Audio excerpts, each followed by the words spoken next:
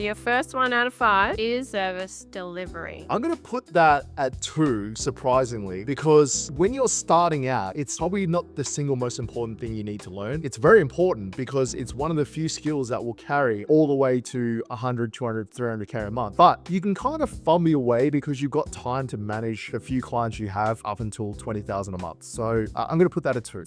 Sales, I'm going to put that at 5. Everyone puts a lot of weight into sales and it's important, but once you learn how to sell, it's more just repetition. So it's an important skill to learn, don't get me wrong, but it's not the most important skill by any stretch. You know, you can get away with being pretty bad at sales if you have a good service delivery and you get good results. Communication skills. That's going to be 1. People grossly underestimate the value of communication skills. I think part of the reason I became successful in this space is because of my ability to communicate more so than my sales ability. I'm terrible at sales, but what I am good at doing is passing trust on to someone else through communication.